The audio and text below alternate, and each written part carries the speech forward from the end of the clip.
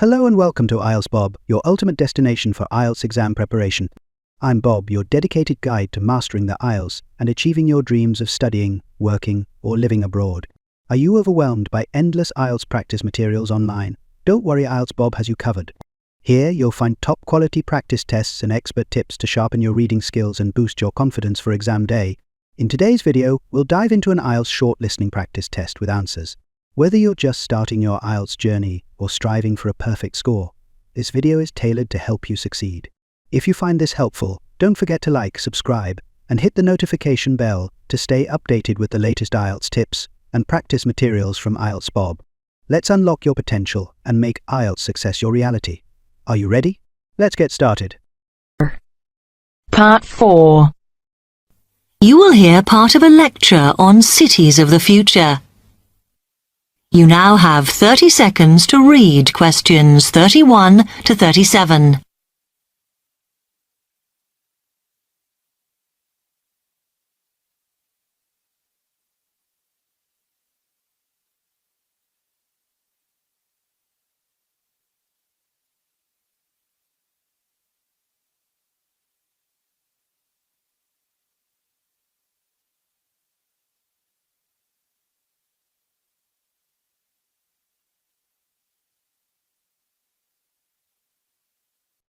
Listen carefully and answer questions 31 to 37.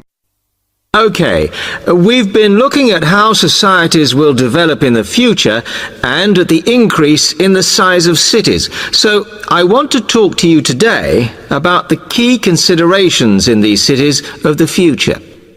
There are 3 key elements I want to look at, and these are the new features they will have, issues of size, and the main problems to be considered. First of all, individual transportation will be a big factor in these new megacities as public transport becomes unmanageable. There'll be a huge rise in the use of segways, which are personal transporters like motorized scooters. As a result, and partly also to reduce pollution, roads will be altered so that they are narrower and will take up less of a city's space than they do currently. Naturally, this is a major change to the infrastructure, and something that may hinder it is the huge amount of investment it will require. The next thing is, what is going to happen to the commercial areas? We do not want these to become even larger concrete jungles than they are at present, so we have to look at design. And current designs for city development include building gardens on the roofs of these buildings to make a more pleasant environment for workers. And you may think that these areas will expand to cope with increased commercial activity. In fact, the prediction is that they will cover 1/5 of the area that they do at present as we build upwards. The exception to this is shopping centres, which we predict will expand with more and more temperature-controlled malls. What may cause difficulties is that the superstores will be confined to the outer edges of the city, as they will be too big to fit into the new malls. Then, of course, there are the residential areas, and these will undergo their own changes.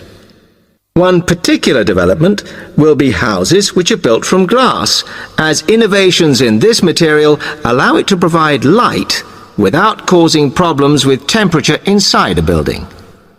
The residential areas will not be allowed to expand without limit, as happens in some areas at present, and their size will be restricted to a population of 15,000. One issue, which has yet to be resolved, and I'm not sure it ever will be, is how we manage to house older residents. They will be increasing in numbers as time goes on. Finally, how will these cities live? We know we have limited energy sources, so what will we do? Well, something currently in development, which will be a feature, is that waste is going to become an energy source, for example, to provide gas in homes. Also, as new technology and systems are developed, we will find that energy plants will become smaller. Another energy source we could use, but one which raises issues of having enough space and too much noise, is wind farms. Because of the problems, I'm not convinced these will be the grand solution to our energy problems that we thought they were going to be. Now you have some time to look at questions 38 to 40.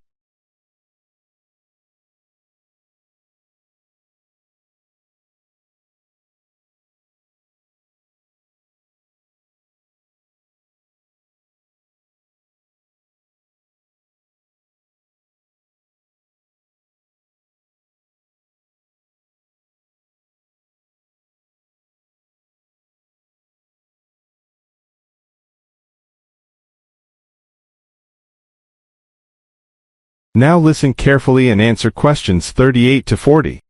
Now, moving on to looking at the social aspect of cities, we need to look at housing and how people will live.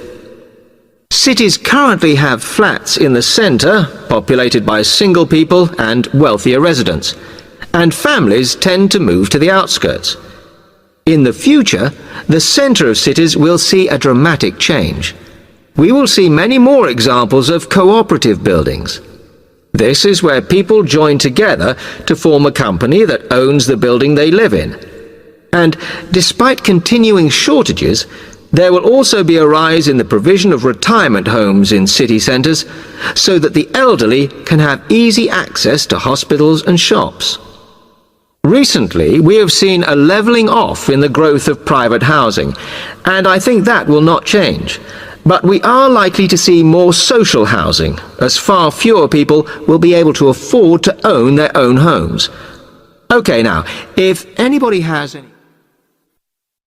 That is the end of section 4. You now have half a minute to check your answers. If you enjoyed this video or found it helpful, consider supporting the channel by buying me a coffee. There's a link in the description. You can also check out our books in the store. Thanks so much for your support. IELTS Bob.